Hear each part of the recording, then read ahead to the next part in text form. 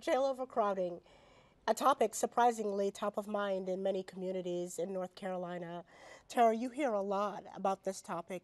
What's the issue? So, I think one of the biggest drivers on jail overcrowding and jail incarceration is obviously the pretrial system.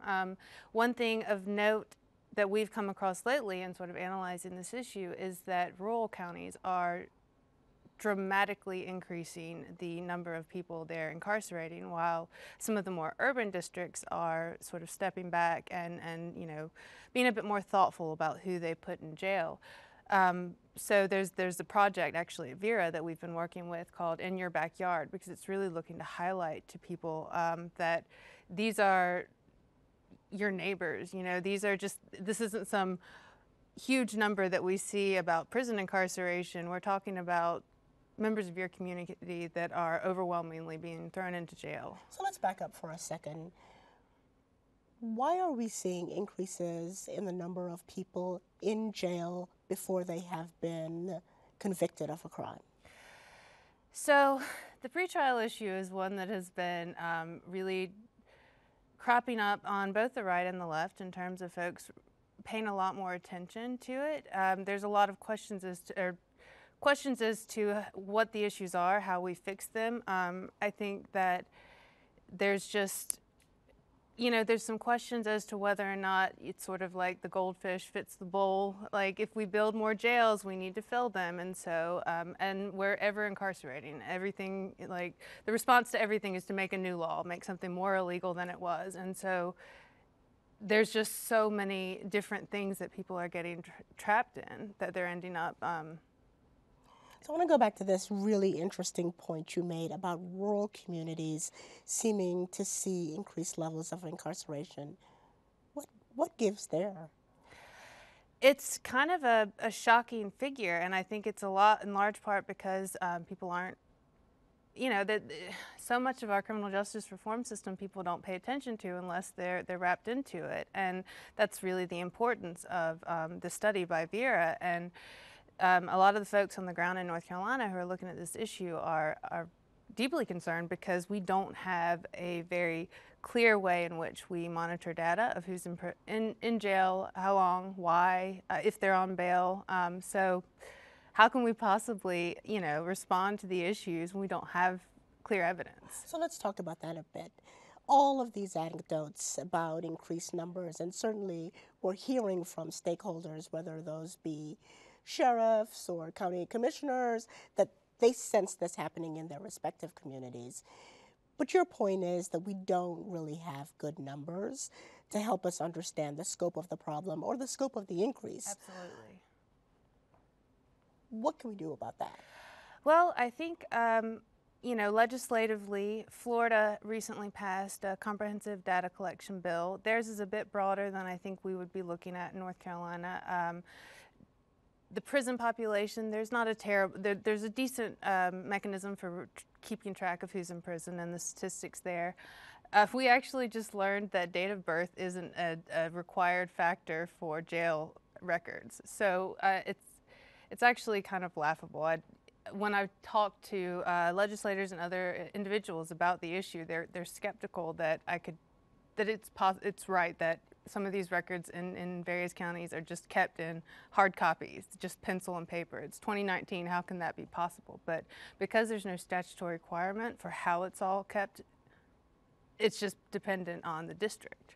So help our viewers understand the difference between a jail population and a prison population, because you've just said we've got numbers for prison but not for jail, and I'm sure there are people scratching their heads going, well, what? Absolutely. I forget sometimes that most people don't live in the world that I live in every day. So prison, you can't, prison means it's the adult corrections. So you have to actually have been convicted to end up in prison. Now, you can end up in jail just because you've been arrested. You haven't necessarily been charged or convicted of anything. And the pretrial population is really driving up the number of folks in jail because people have ended up being kept for months, weeks, years, without ever actually being convicted of any crime and in jails. And that's a lot of the concern is we don't have those numbers, and that's why when I've been communicating with my colleagues at Vera about the numbers, they have some really overwhelming data on jail incarceration rates in the rural-urban divide, but there's a limit because they have to rely on the Bureau of Prisons data, and we don't know exactly what that means on a local level because all we can know is what we have, and what we know is terrifying. What we don't know is even worse. So you've talked a little bit about Florida's bill, and North Carolina's considering a data collection bill. What would a local community where stakeholders have gotten together and said, we want to do something different here around pretrial, what would a local community do in response? So actually there are local communities that have taken it on themselves. Buncombe County has created a dashboard on pretrial just to retain very clear data on who is in jail, why, what the status of their bond, and in a lot of ways it's led them to self-correct. They didn't realize that there were disparities in the way that certain individuals were being treated, and upon having the access to the data, they immediately began self-correcting.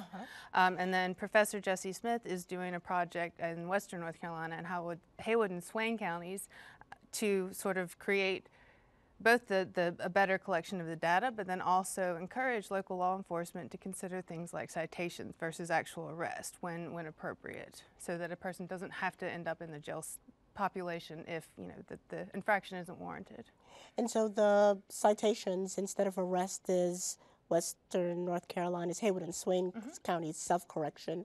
What did Buncombe do to self-correct? So Buncombe, because they now have access to the numbers, I think that Buncombe in large part is a fairly progressive community. I don't think that they really anticipated there would be disparities, particularly racial disparities in the way that people were being charged and kept on bail.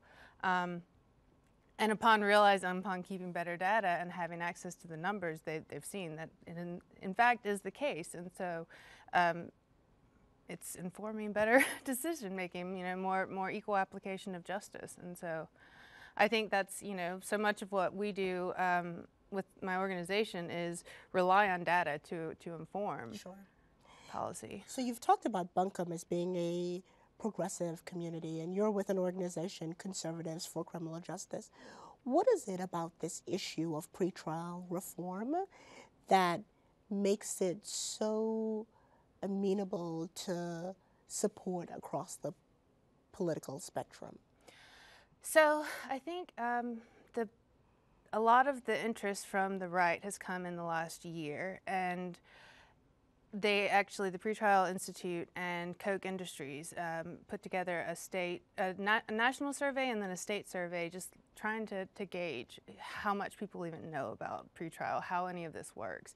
And most people have no idea. And so when they're educated, by and large, they agree that some reform is necessary. Irrespective of their politics. Exactly. And I think, there's sort of different reasons that drive people. I can, from the right, there's a real appreciation of data-based reform, utilizing evidence to, bring about good best practices. Obviously, there's a due process and liberty argument when you're talking about people being kept in prison for months or years without ever even being convicted of a crime. So that's certainly something I think that resonates a lot with libertarian audiences. And then, just the fact that when you're throwing people in jail that don't belong to be there, you're then pulled into the criminal justice system, you're much more likely to reoffend. And everybody realizes, or is coming to realize, that we're all better off when we're not, destroying people's lives unnecessarily. So what are the questions, the 2 or 3 questions you would advise a viewer who's watching this program and wondering, is this a problem in my community, to ask? And to whom would they ask those questions? Well, I think that in North Carolina, on their face, our pretrial policies are not terrible.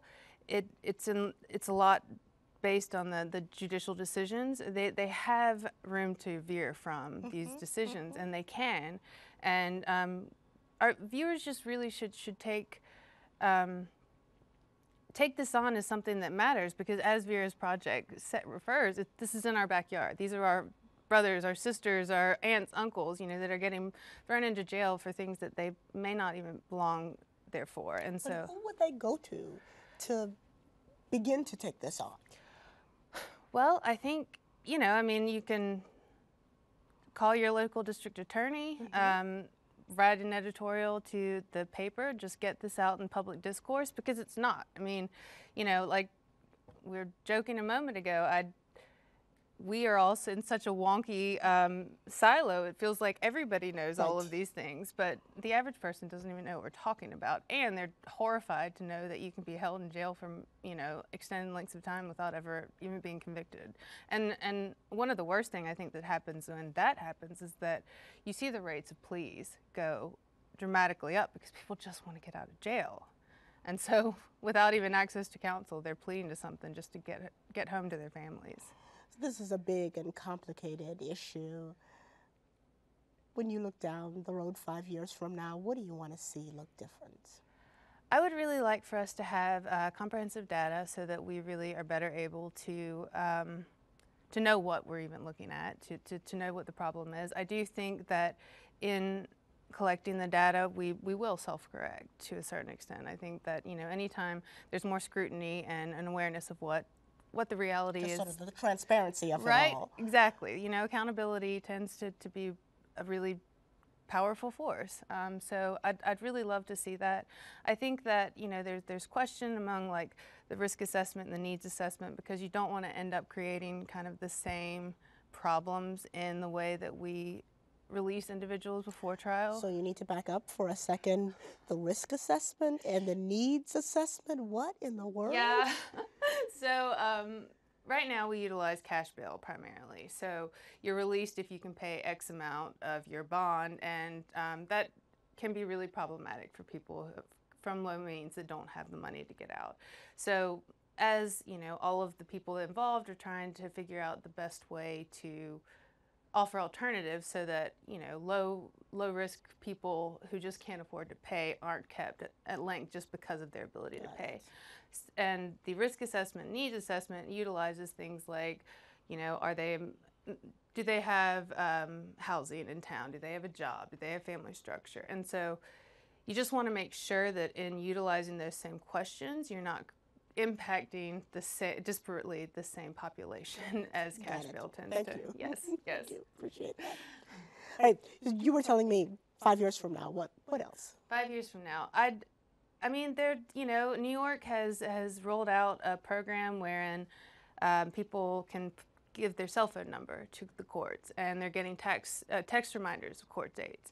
And overwhelmingly, they're showing up because people don't intend to skip their court dates, but our hairdresser, our dentist sends a text to remind us, and yet the court system doesn't. And so, just utilizing really intelligent kind of obvious steps that make it that much more accessible for people, and allowing transportation for people to get back to court that may not have access to transportation, just setting people up for success basically, because I don't believe that the broad swath of this population intend to skip court. I mean, it's just...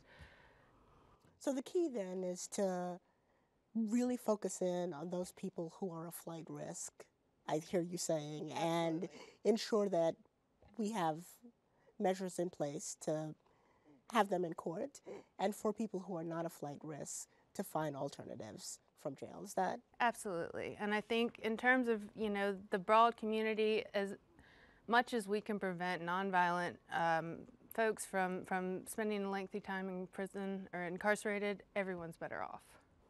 Tarrah, thank you so much for your work. Looking forward to the next 5 years. Thank you so much for having me.